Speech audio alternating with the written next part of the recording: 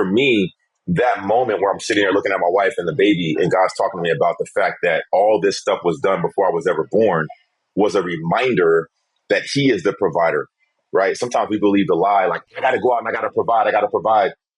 But God said in Matthew 6:33, when you seek first the kingdom of God and his righteousness, that everything you need will be provided for you. So there's a little bit of a contradiction there. So which one are you going to believe? Because my question would be, how's that working for you? Yo, my friend, your role as a father is critical. You are so important, and I don't think that you hear it enough. But your role as a father is so significant and has so much importance in this life. Thank you for being here.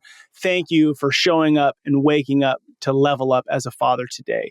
3 nuggets that hit me from my conversation with my friend Mondoe are: 1, how to train your kids for life; 2, how to help your kids find their purpose and their giftings; and 3, what are 3 phases a father must consider as he guides his children.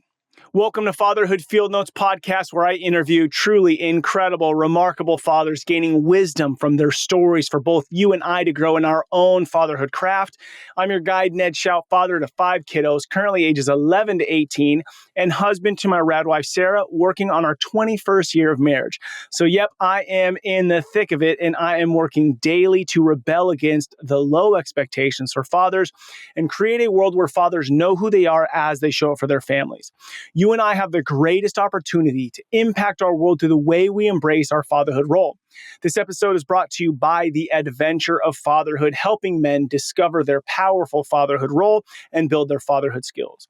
The role of the father is to serve, guide. I used to say provide, but after this conversation, I'm replacing that with steward, so you'll see why, and to protect. And of course, we must find joy and have fun in the messiness of it all. Today's guest is my friend, Mondoe Davis. He is an incredible man with a smile and a presence that will captivate you. And not in the sense of that cool kid at school, which is more ego, but more in that sage, that saint, that guy that when you're around him, you see your potential as a man and a human. Enjoy meeting my friend, Mondoe. Mondoe, welcome to Fatherhood Field Notes. How you feeling today, brother? Like $1,000,000, ready to rock and roll. Honored to be here, Ned.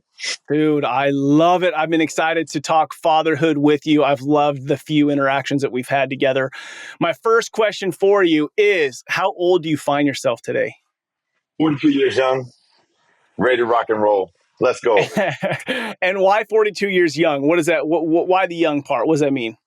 Yeah, so basically, a lot of times people associate age with having to be decrepit and die and not find a revitalization and a rejuvenation in life. And I just feel like it's a mindset. It's a thought process, right? So if you take care of this temple right here, then it enables you with the energy and the rejuvenation in the life to add value continually as you enjoy the gift of breath in your body. Mm-hmm. Like, I just got off a run. I'm still sweating. Y'all see some drip right here off that dome right there, man. So I'm still cooling off from my run.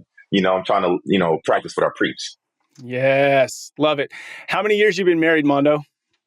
We've been married now for 18 and a half years, been together for 22. And how many kids you got? we just the inevitable question. We just had our 11th child, and that was a pretty epic experience bringing her into the world. So, yeah. I absolutely loved watching you. I think on maybe Facebook Live or something, I watched that recap of you telling the story of 11th little baby coming into the world. Why don't you give us the 60-second, it's a good story. Yeah, man. So I'll give you the quick version. Basically, everything was prepared. You know how it is when you're getting ready for delivery. And my wife comes home and says, "Hey, I think I'm in labor." I'm like, "Well, hey, shower up. Let's get ready to go to the hospital."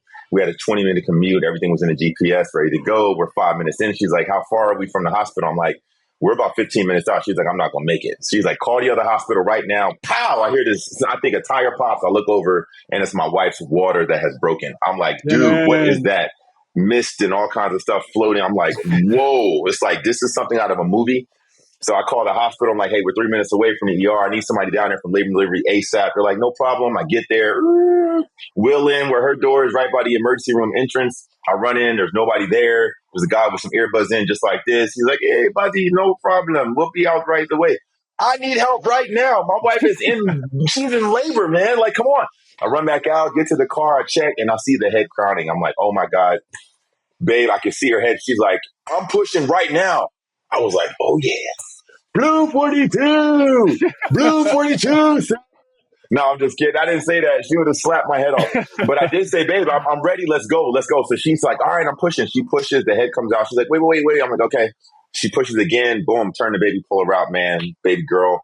And then as I'm patting her, I'm like, baby, she's here. I'm telling the baby, welcome to this world. We love you. I'm glad you're here. But she hasn't taken that first breath yet. So, man, like any parent, right? I'm patting her, but I'm kind of strong. If you hug me, you know I give really good, solid hugs. So I didn't want to hug the baby too strong with her first entrance into the world. So, man, I'm patting her right and gentle, and next thing you know, I'm not seeing any breath. So I'm like, oh my gosh, dang, what's going on? And I can see her trying to catch her breath. She's like, but nothing's coming out, man. And I'm just getting ready to panic, Ned. And next thing you know, all I hear over my shoulder is, sir, can we help? Can we get in? Can we help?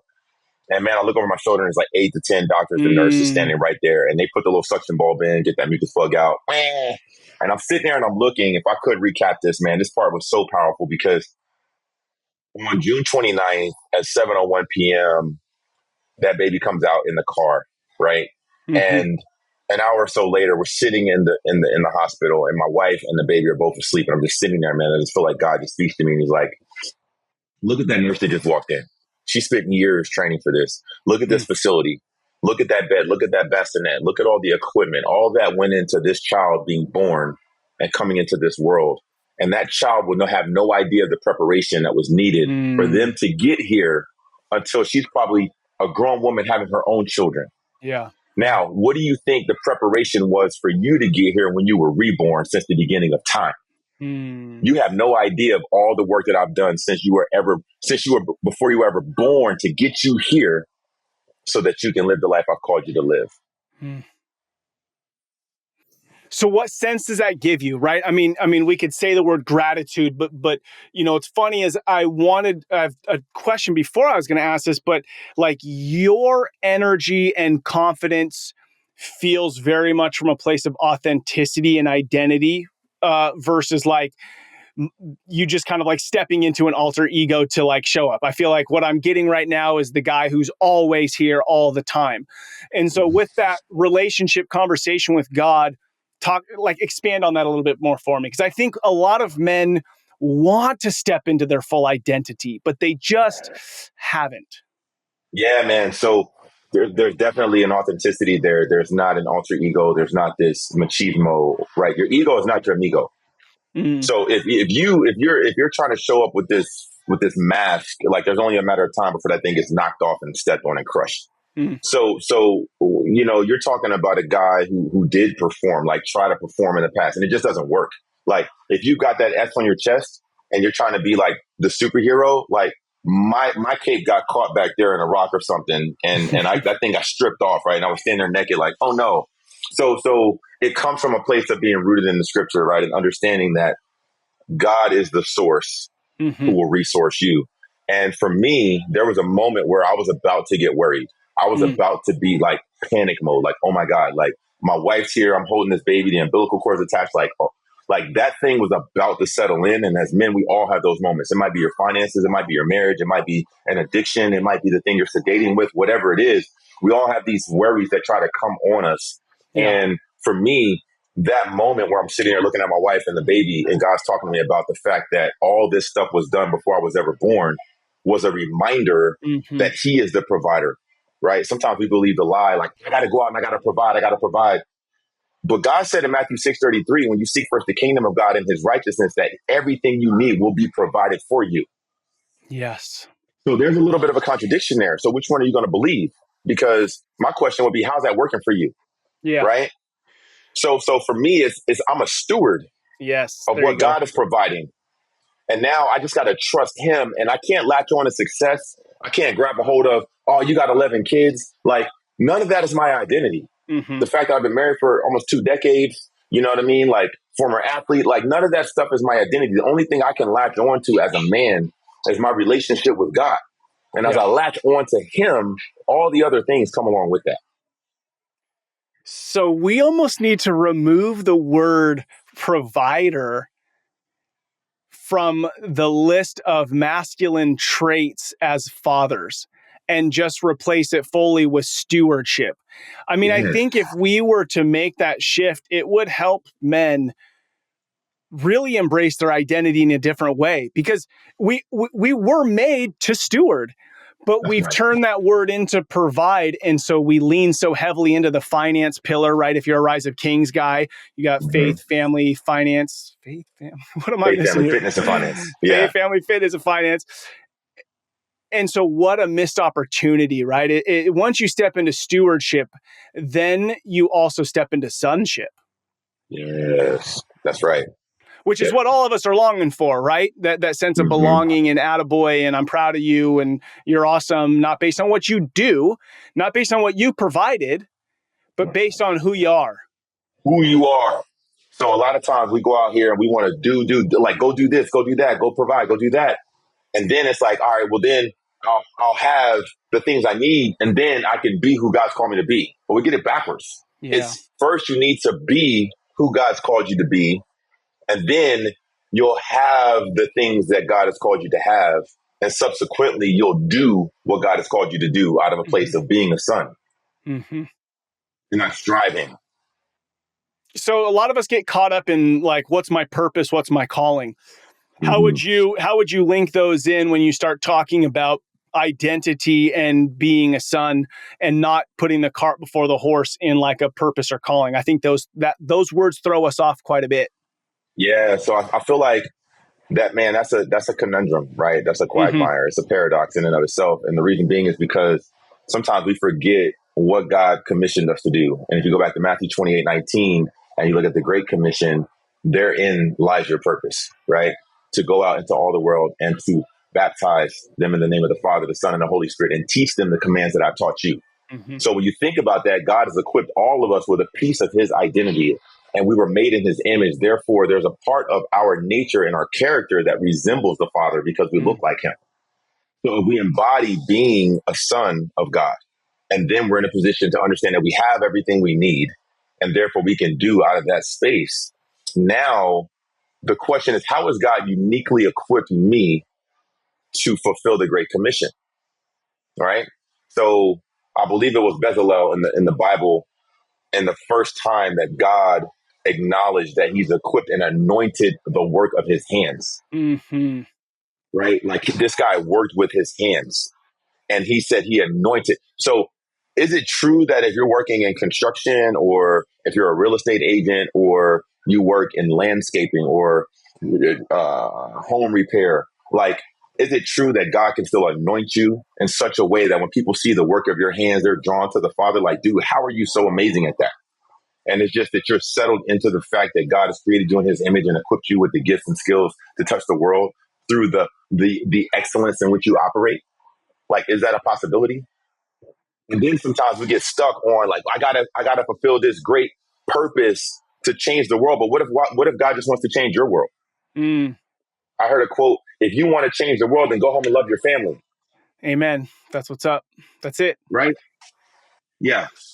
One thing that really opened up my eyes to this was one of my professors I went to a small Christian college, was the Great Commission, the baptize, that maybe that's not necessarily just like, let me go dunk people in water, but baptize is to submerge somebody. So like in my landscaping work, in my insurance work, in my auto body, what am I submerging people in the Father, the Son, and the Holy Spirit through the way that I show up? Right? Ooh. Is the whole world around just like I'm exuding the Father, right? Mm-hmm. And that's how we can baptize, is people just being in my presence. They feel, see, and know the Father, right? Because we're a reflection. There you go. All right, my friend. So 11 kids, right? Where did this idea come from? I've heard you talk about it being like you had a vision for your family. Talk to me about this conversation. 18 years, 11 kids. You guys have done some work. We've been busy, bro. Yeah, people joke. You heard the joke, man. You must really love kids. I like kids. I really love my wife. You know what I'm saying? Mm-hmm. So going back to when we first got married, so we miscarried our first, and we had just gotten pregnant. We were right around just having our first or being pregnant with our first, somewhere in that range. Forgive me for not having the exact timestamp. But I was in my Bible time. I was eating a bowl of cereal, and I'm sitting at the counter in our apartment. And I remember getting to Psalm 127, just going through my normal Bible reading because I would do the Bible in a year. And I'm at Psalm 127, and it says, "Children are a heritage from the Lord. The fruit of the womb is his reward." Now, I'm not the guy to sit up there and be like, "Oh, I heard from the Lord. I hear from him every morning. He speaks directly, audibly." Like, I'm not that guy. But there's literally a handful of times where I have audibly heard God's voice, and this happens to be one. And I literally had this open vision of a family, and it was a sunset, so it was just a silhouette. You couldn't see their faces, you couldn't tell who they were. And I saw a man, I saw his figure, I saw a woman, and then I saw what looked like maybe 5, 6 kids on each side of the parents. And I just remember kind of like in the movie, it was like this honey that was kind of like pouring down from heaven on the family, and it was spilling over on the kids, hit the husband and the wife, and it spilled over. And then it hit the earth. But it was like, the superhero movies where like when Superman comes down, he hits the ground and the whole ground kind of waves and ripples. It was like one of those effects when that honey like hit the ground. And it was like an anointing. It was like God's presence. That's the best way I can describe it. So I was so enamored by this vision of this family, but I couldn't see who it was. And I just, in prayer out loud, was like, "Lord, like, who is that? I want to know this family. I need to know them," because I could sense this love of God just oozing from them. And I felt like what the Lord said to me in my heart was, "Do you really want to know?" And I was like, "Yeah." He was like, "That's your family." And I said, "Oh my God, what?" And I got up immediately and I ran into the room. I got down on my knees. My wife was sitting on the edge of the bed, and I got on my knees and I grabbed both of her hands and I was like, "Babe, we are going to have a huge family. It is going to be amazing. I don't know how many kids it's going to be, but 10, 11, 12 kids, something like that." And she looked at me. She was like, "Bruh, I don't know who you think going to have all them kids, but it's not going to be me." Okay. And I was like, "Dang, really?" She was like, "Yeah, really, bro. You're lucky if you get one or two." And I was like, "Oh my God." I was like, "All right, cool." So I was like, maybe I missed it. Maybe it was the Fruit Loops. Let me get up and go on by my way. And I literally let it go. Now, why would my wife respond in such a way? The reason why is because her parents got divorced when she was 9 years old. She was raised by her father. Later on, she told me that it was really a mask because just in case I decided to leave her hanging and throw up a deuce and bounce, she knew that she could still be, marketable, and she could still go on and live a life. So once we really got to the root of that thing, man, it came clean. But then there was a moment where she realized that she had never really submitted her life to the Lord. She had never really submitted her heart, even though she said the prayer and grew up as a Christian, growing up in church. So we had a really, really strong heart to heart moment. And she's like, "I don't really know if I've submitted my will to God." And she was like, "Next week in church, I think I want to go up and I want to go to the altar." And I was like, "Well, babe, why are you going to wait until next week? Tomorrow's not promised, girl. What you talking about?" So she was like, "Well, what? Oh, now my pastor husband's going to save me." I was like, "I'm not going to save anybody. God's going to do the saving, but we can do that right now." And man, we said the prayer, brother, and it was a transformation like I've never seen before. My wife flipped, and next thing you know, I saw her being the mother to our daughters and children that she didn't have. I saw her showing up in a way where we were connected intimately and engaged on a deeper level. I saw her opening up her heart and letting the hardness fall off. And she literally came to me and said, "I want you to know that I want to have as many of your children as I possibly can. And that is my gift to you for loving me with the love of Christ." And I know that sounds crazy because it's like you're the hero in your own story, but it's just the story of how my wife really came to that point and how we got to where we are now. That's beautiful, man. And will you have more? It's interesting. People always ask that question. And the funny thing about that is, Ned, we've never been like, we want to have like 10 kids or 12 kids. Like, we never had a number, but we've also never said like no. So we thought we were done when we got pregnant with number 11. But surprise. So we'll see. And she hates odd numbers. So that's probably a clue right there that with us being at 11, she says she's open to the 12 disciples. Yeah, baby. 12 tribes, 12 12 disciples. tribes 12 is a good number. Yeah. There you go. 12's good. 12's good. Yeah. All right. where do you guys do life? Where do you guys live? So we're in Dallas Fort Worth area. Mm-hmm. Okay. Yep. Love Texas. And then what do you do to provide value in the world and feed the family? Yeah, man. So I am a speaker, coach, and consultant. And what I do is I work with an organization called Rise Up Kings as a head coach. And I help men awaken to come to a point of leading themselves, their families, and their businesses at the highest level to glorify God. And my wife and I also have a business, and we provide health and wellness coaching and consulting services for high level leaders that are looking to really level up in the way they show up personally and professionally. So we've had a number of clients come through and get radical health transformations as a result of that program as well. So Love yeah, it. Now, yeah. Mondoe, when did you embrace fatherhood? So it's like, I know you just shared the story around the Fruit Loops and this moment, but was there a point where you knew, man, fatherhood matters. Like my role as a father is really important. Was there a moment you had, or was it always important to you? Man, that's a great question, Ned, because I never saw myself as a father of a lot of children, number one. Number two, fatherhood to me was innately important, although I had never thought through it and articulated it being important to me, because the fathers in my life were amazing. So Mm, my dad, former military, Army, served for 20 years in transportation, then was a civilian driving trucks for 20 years. And man, he didn't have a father.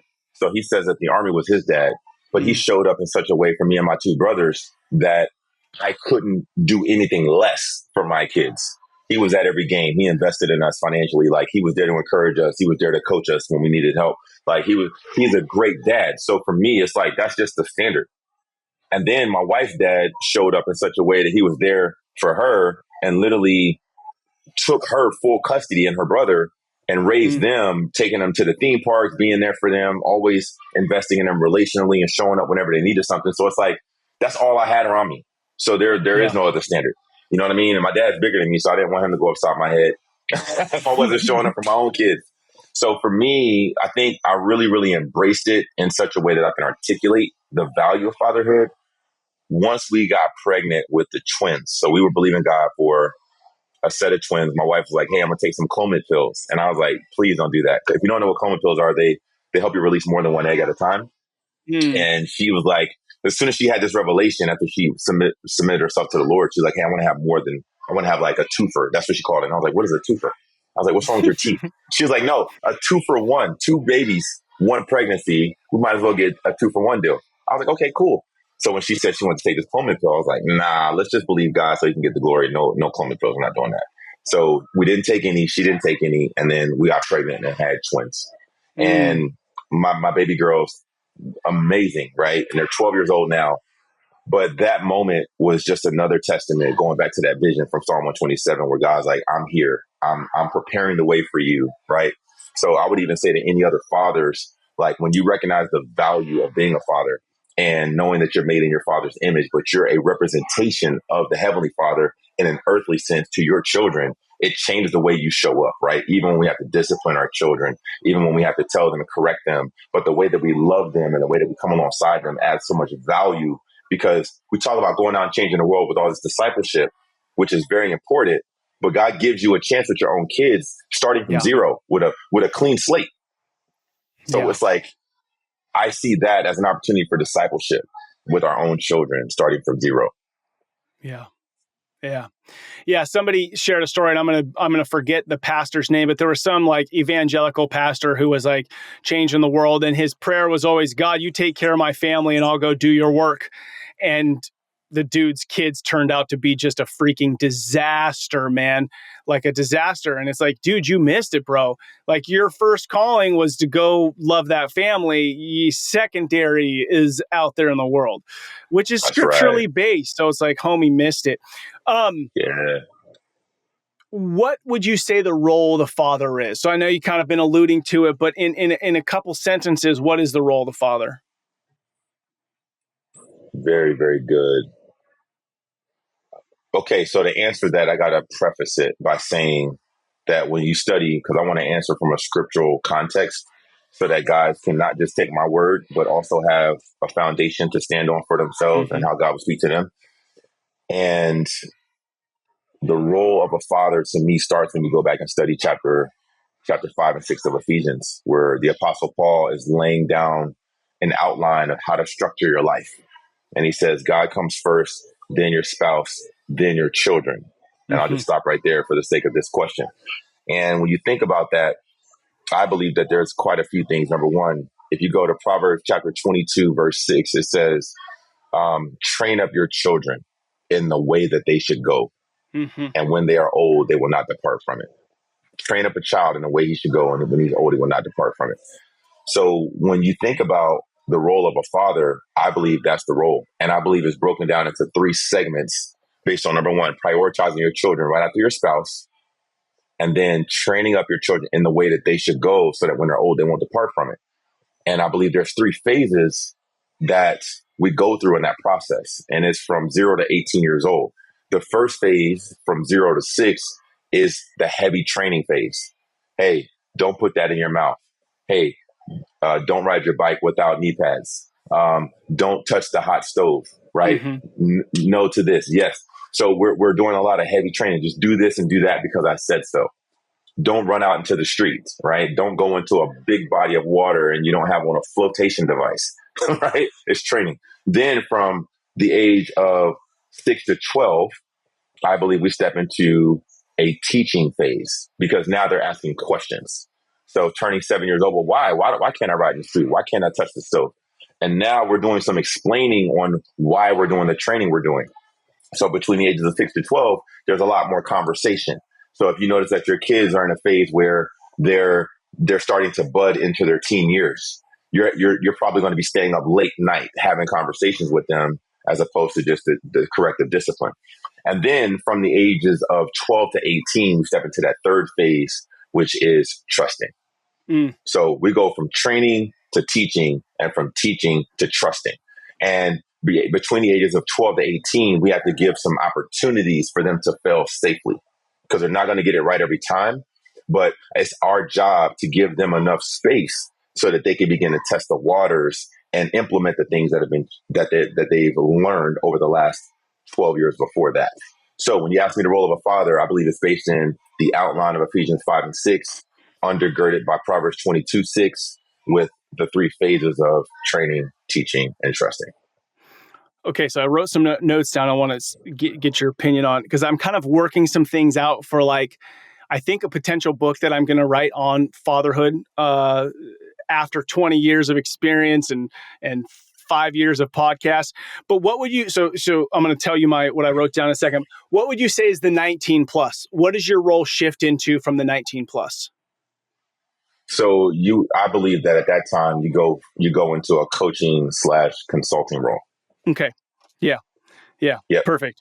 So kind of what I wrote down as you were sharing it, and I wrote this down as a joke, but from 0 to 6, I'm God. And I'll tell you why I'm saying that.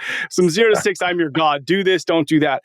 7 to 12, I'm your teacher. 13 to 18, trust. I use the word coach. Okay. And then 19 is mentor, consultant.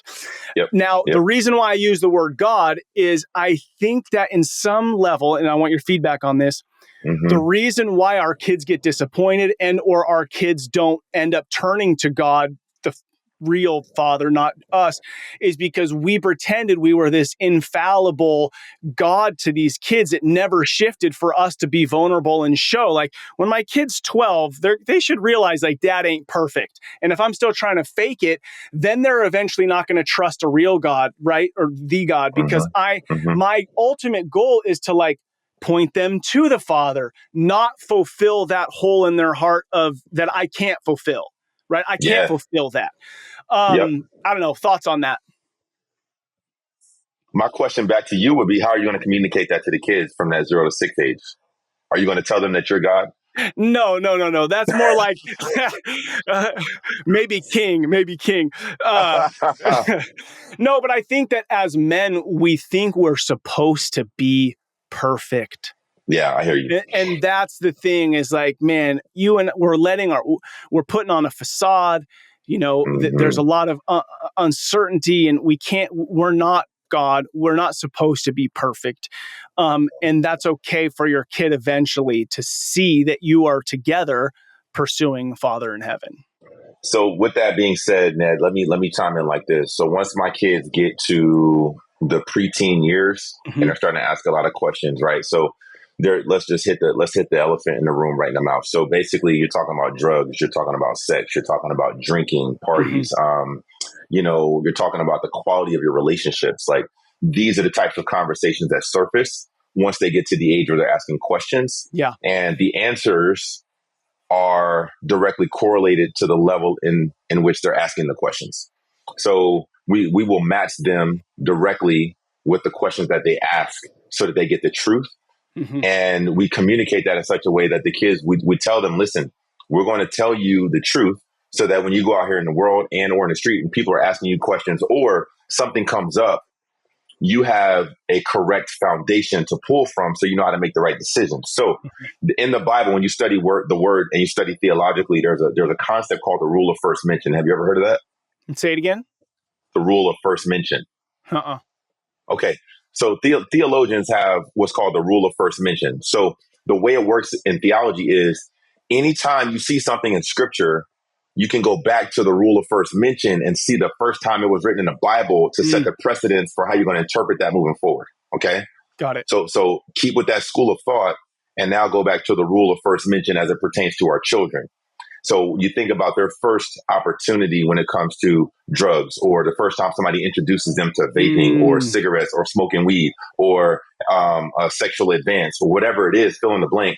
Now you want them to have a rule of first mention where they can set the precedence on how they interpret that moving forward. So if it was a conversation during that teaching phase with that kid where you talk to them about sex in an appropriate manner and what God created it for, which is for marriage, right? Or you talk about how drugs or like cocaine, what it does to your brain and how people using can get caught up in that. No shame for anybody that's doing it. But what I'm saying is there's a reason why you're caught in that cycle and you can't get out. So if we can be the first ones to have that conversation with them and plant that seed of, hey, when this happens, here's the appropriate response. And here's the way you can actually get out of it. Here's how you can avoid that scenario. Now it prepares them better to show up in such a way that they have more power, more confidence, and they're able to avoid those types of circumstances. Yes, that's good. That's good. Going back to something you said about building this biblical foundation, these 3 phases, and training. Tell me some practical ways that you are training your kids in the way of the Lord from any one of these, 0 to 6, 7 to 12, or 13 to 18, to give guys a couple of practical ways to train your kids up. All right, I'm laughing because we have one that's quite comical. So all of us men have these stressful moments where, your kids might like my kids might be kind of getting at each other, arguing, right? So the first thing is we have a family vision, and our family vision is to glorify God with an inspiring and purpose-filled life. So you can ask any of our children. I would say the older 9, the 10th one knows it too. She's 3. So you can ask any of the 10. The baby obviously can't talk yet, so she doesn't know. But all of the kids know our vision statement for our family. And we have core values. We have a mission statement. And one of our core values is that we treat each other better than our best friends. So we're teaching them that your siblings are going to be in your life longer than any other human being on the planet. Your siblings will be in your life longer than your spouse. Your siblings will be in your life longer than us as your parents. Your siblings will be in your life longer than your best friends. So when you think about this, like, we're not going to accept a Cain and Abel type of relationship. We're not doing that, right? But we will accept the Ephraim and Manasseh type of relationship. They were like best friends, Joseph's sons. So that is our expectation in this house, and nothing else is acceptable. So going back to your question about training, one thing that we will do that's actually funny, and me and my wife get a comical kick out of this, is if they're not getting along, then I'll ask the question, how do we treat each other? Right? So they're in the middle of their little tip, they're fighting over a toy or whatever. How do we treat each other? Better than our best friends, Dad. Okay, cool. So since you guys couldn't figure this out, I'm going to help you. And I say, go get one of my t-shirts. So I got a whole bin of t-shirts that are like old. All of us have these as guys, right? Old, nasty t-shirts you won't really wear unless you're doing like yard work and you don't care if it gets messed up. It's got holes in it. So I'll have them go get one of my t-shirts. And then I'll have them and they're like, no, Dad, not the t-shirt, not the t-shirt. I'm like, go get the t-shirt. And they're like, please, daddy, no, no, no. So I'll be like, go get the t-shirt. So they go get the t-shirt. They come back. And then this is like a 2X. I'll have one kid stand and I'll put him in a t-shirt. So he puts an arm. He stands in a t-shirt. And then I have the other one get to him back to back. And he has to fit in the same t-shirt. So now they're both inside of this t-shirt. And it's a big shirt. It's a 2X. You know, they got these little heads, little necks. Yeah. And then they both put their arms through. And I'm like, all right, you guys are going to learn to have each other's backs and treat each other better than your best friends. So I'm going to let y'all hang out in a t-shirt together until you can figure out how to do that. And it might be a couple minutes. It might be 5. It might be 10 minutes. Yeah. But dude, it is hilarious. And by the time they get done with it, after they get over their little egos and their pride, they're both in there laughing and they're getting along and they give each other a big hug. So anyway, that's just a fun way to discipline them in a way that's memorable. Yes, and I love the tie of the have each other's backs, right? You're making it applicable. It's not just discipline, it's learning, it's connecting, and it's silly, right? It's fun. And I think that's something that I think parents and dads especially need to lean into is you don't have to be mad at your kid to know that they're making a mistake or acting out of the family's expectations. I think a lot of us feel like, well, they need to know I'm mad. So I need to kind of like act mad. I need to be, kind of standoffish or quiet or whatever. Instead of like, nope, here's your consequence, whether it's something silly, a t-shirt, or you don't have your phone for the day, whatever. But hey, how was your day? Hey, how are things? You know what I mean? It's like, there doesn't have to be this mad. So what are your thoughts on that? Because like clearly you're not like, go get a t-shirt and get in, clearly there's no frustration or anger there. But what are your thoughts around that in disciplining your kids? Yeah, man. So this has definitely been a long journey, right? Because I think, at least for me, there's been those moments where I'm really, really upset about something. I'm like, dude, I can't believe you just did that. Like, for real. So I really had to personally, to be most effective, I have to just take a moment. So I'll even tell the kids, like, you know what? I'm going to let my anger subside and I'm going to get back to you in about 2 to 3 minutes. So I just want you to sit right here and I'll be right back. And matter of fact, I'm going to go put myself in timeout. I'll be right back. And I'll literally leave and I'll just go and pray. And I'll just be like, okay, Lord, do a quick reframe. Like, Lord, like, give me the wisdom to handle this. Because sometimes we can be unilateral in our approach and just like, oh, you're getting a spanking or, whatever. And it's like, sometimes there could be a more creative way for that particular child to get the lesson. So I'm like, Lord, first thing I'll do is I'll pray. And then I'll be like, hey, babe, like, what are your thoughts? And if I can't come up with something, then I'll be like, well, hey, maybe we need to call a friend. And I've even done that where we'll call a friend to get a creative idea on a discipline. So I'll take a moment and I won't respond out of an emotion because to me, that would be more damaging than just correcting the behavior. We're not correcting your identity because you're loved, you're a son, you're a daughter, but we are correcting that behavior because that behavior is not acceptable. Yeah. I think that's really important. I'm just writing that down. Identity and behavior, right? I think that's really important for the kid not to feel like their identity is being corrected.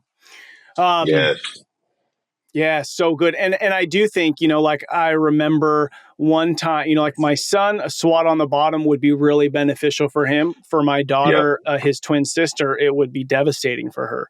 Right. So it's like really understanding your kids and what works with them.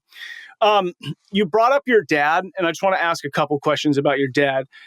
Is your dad still around? He is. He is. How's your relationship with him now? Great.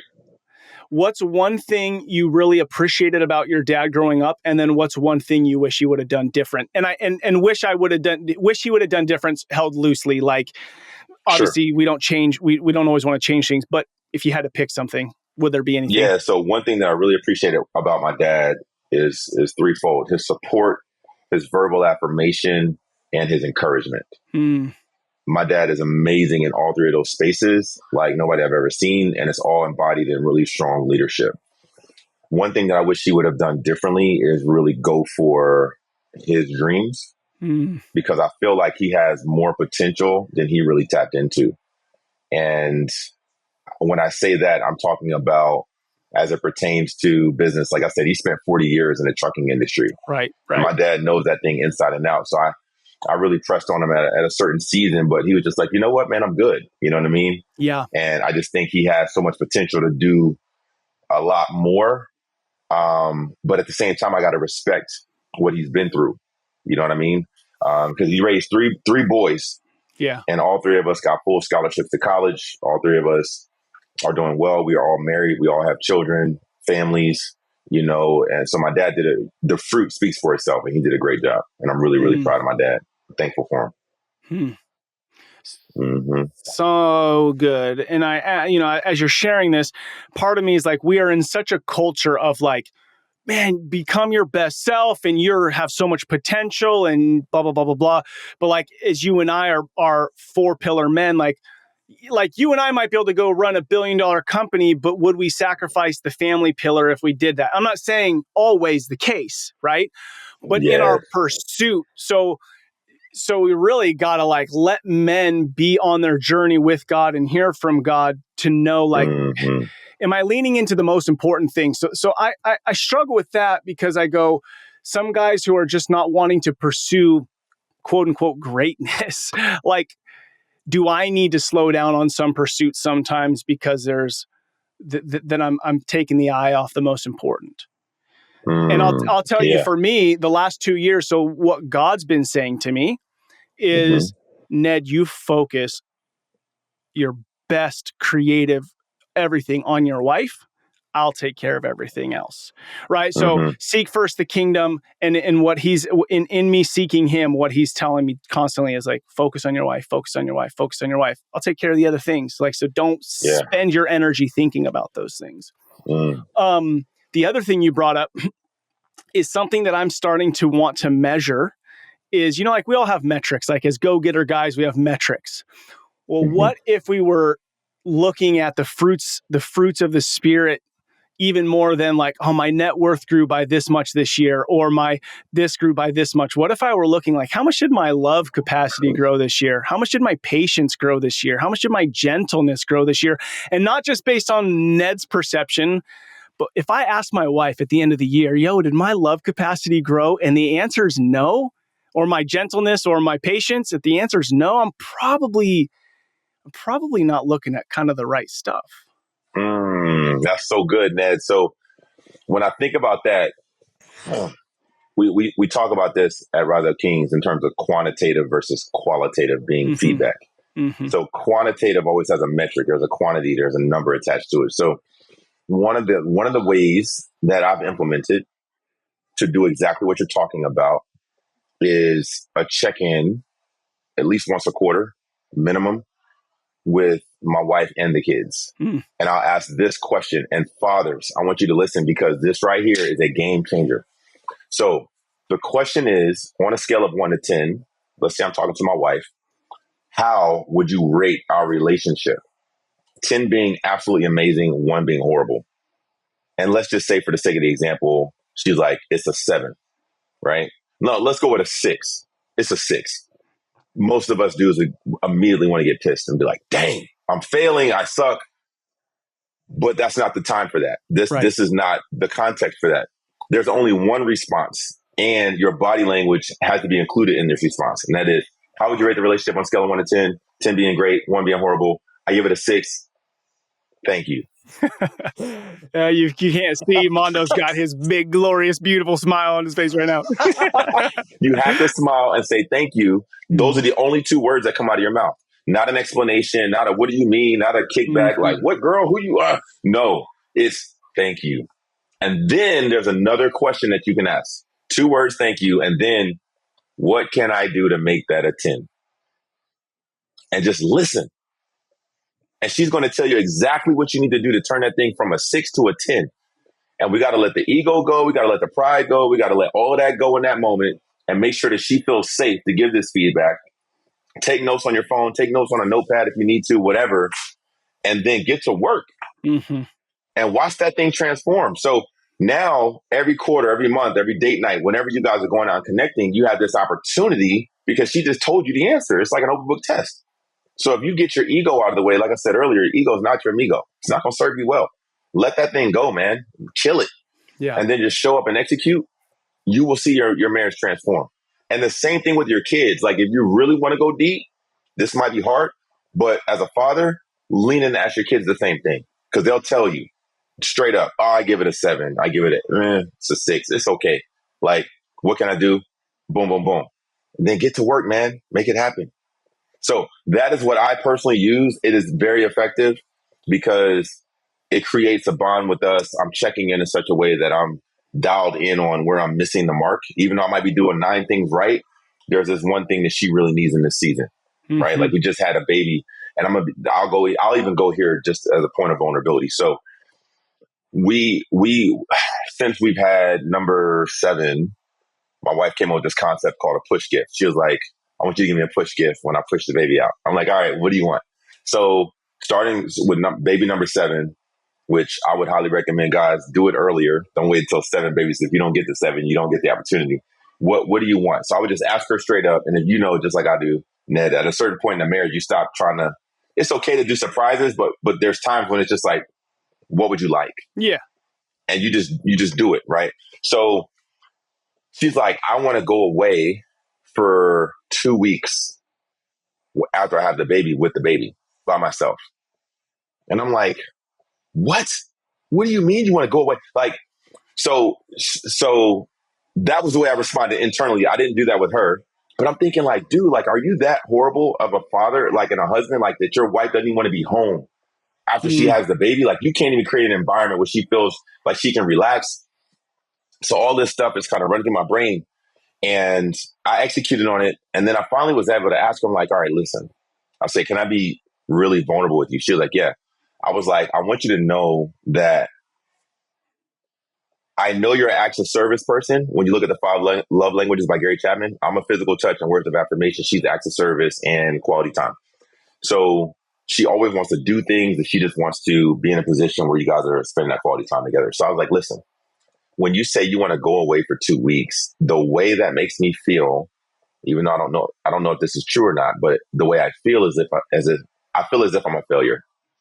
And I feel as if I'm not providing an environment at home where you could feel safe to come home and relax. And it makes me feel sad. And she's like, well, I'm glad you said that. Thank you. I understand. She was like, but it's actually the opposite. She was like, I want you to know that I have so much confidence in you being able to be with the kids and be fully present with them and engage with them that I feel comfortable leaving the home for that amount of time. And I know nothing's going to fall through the cracks. So she was like, actually, it's a compliment to you. It's not the opposite. So thank you for holding down the fort. And thank you for being able to show up and be present with the kids, because that gives me the peace to know that I can go away and heal. And for 2 weeks, I can get a good jump start where I'm not tempted to be distracted with the things we need to do in the home, like wash clothes and cook dinner and clean up and all that. Yeah. So she was like, hopefully that helps you with that. And it did. It brought me a lot of peace. So my question is, men, like, how many times are you allowing the enemy to interpret a situation for you that's got you feeling depressed or sad, but yet all it warrants is a conversation that can eliminate that, where you get the truth from your spouse, right?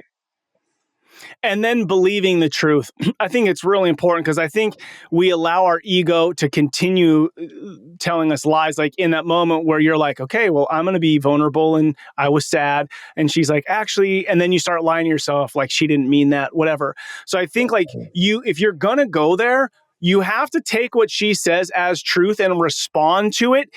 All of us at times can have ulterior motives. All of us can have, like, we're both, it's like there's the good and the bad. Like, and sometimes I think we're always thinking that people are leaning into the negative, and so we don't give them the benefit of the doubt on the positive.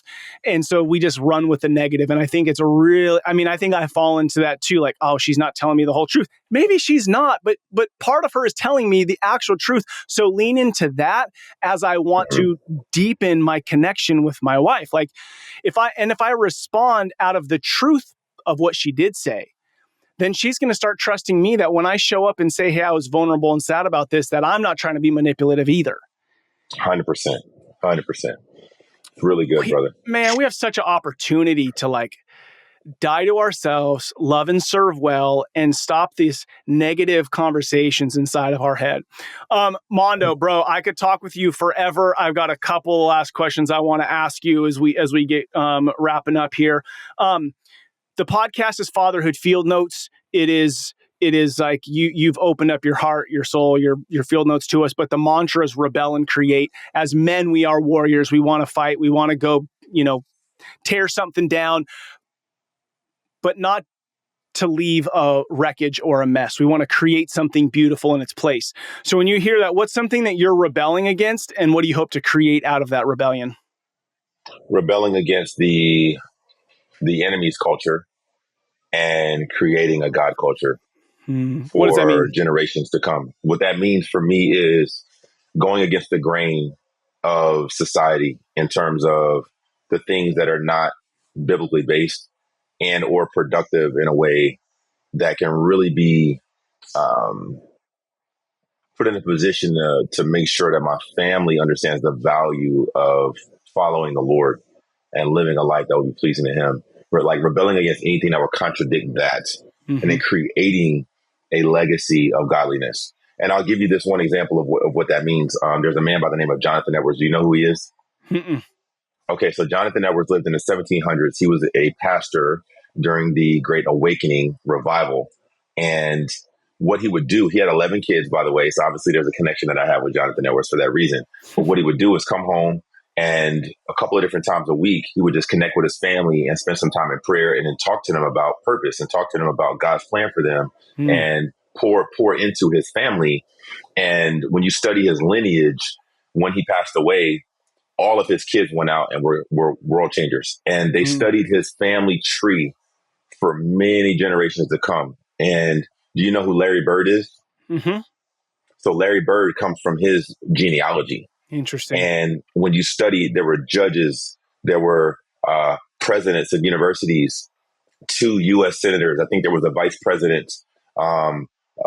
You name it. Like every type of successful career that you can find in our society, his family tree filters out, and there's people spread all across all of those different types of professions that have made a positive impact in the world.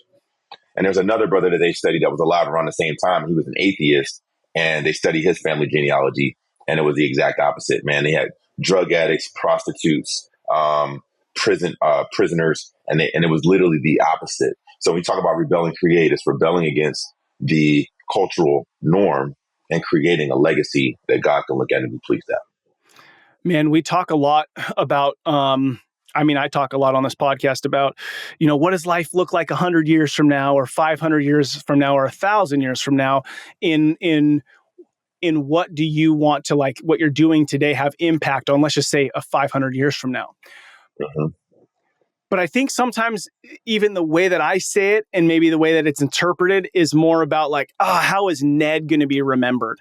And it's not really my intention, but when you said it in the way of like, when you study the genealogy of my son Brody, and then his son whatever, and his daughter whatever, we're looking at like kingdom-minded people that are all important, not patriarchal style, not, Mm-hmm. And so I think just a deeper conviction I feel of the way that you expressed it.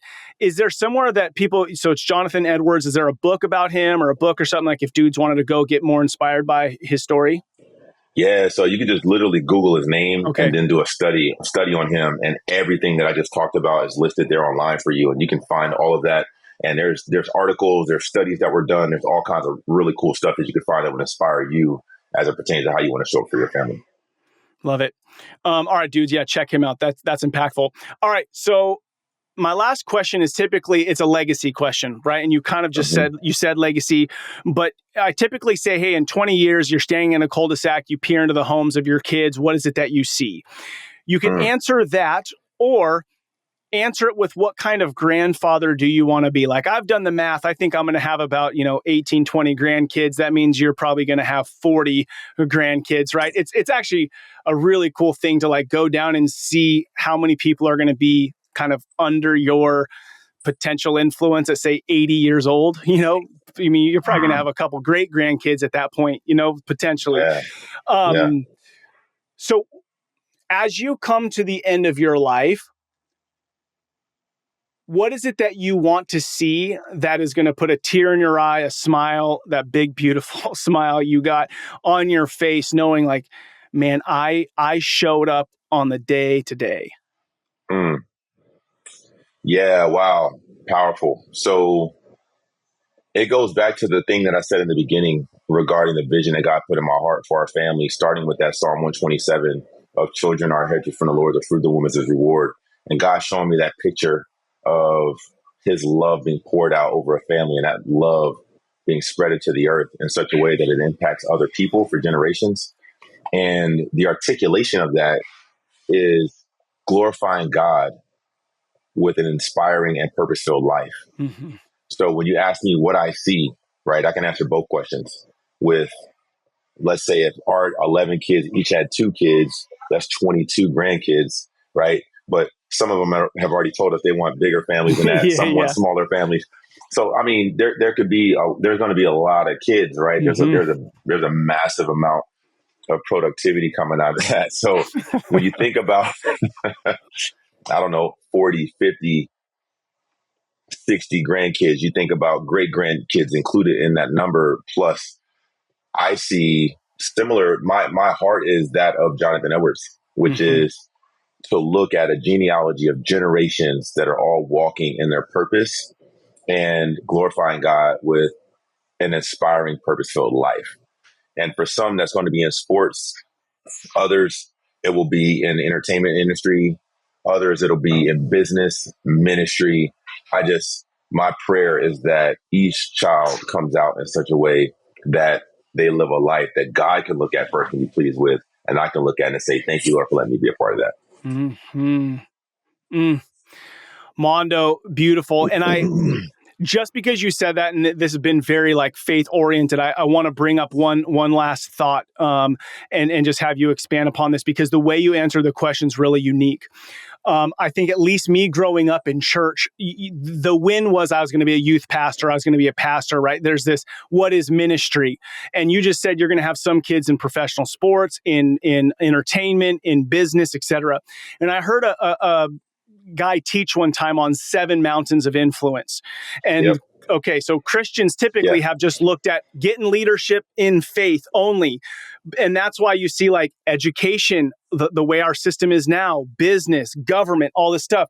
So to have that mindset now, to be speaking to your kids about, so you get what I'm saying. So tell me your I do. philosophy on that. 100%. It's the 7 mountains of influence, right?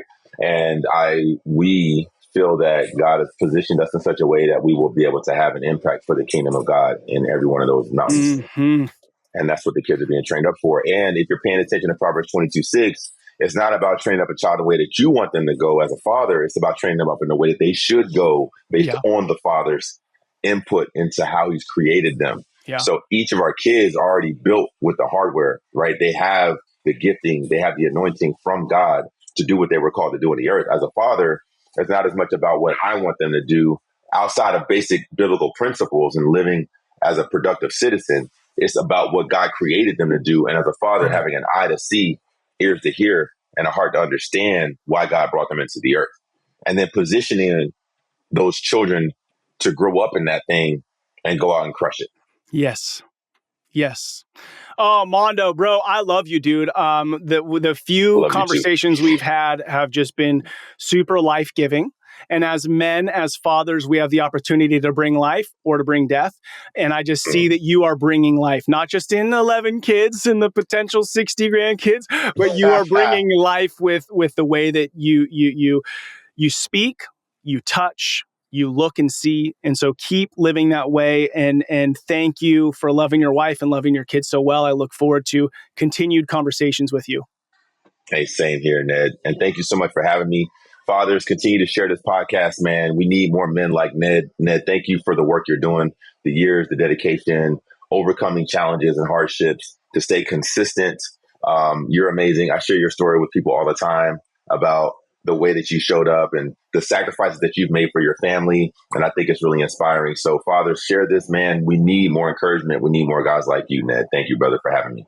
What an incredible conversation. I truly had to pause after the podcast, and I sat and I journaled for about 15 minutes on just some different aspects of how we are showing up as fathers, how I'm showing up as a father, what matters most. I truly enjoyed the conversation. There were so many pieces of it that really called me into this deeper awareness of who I am. I mean, one of the things that sticks out right out the gate is like thinking about your genealogy, like the way you and I are showing up as fathers, what we're creating as the normal in our home, we are passing down from generation to generation. And what an opportunity and a responsibility that you and I have.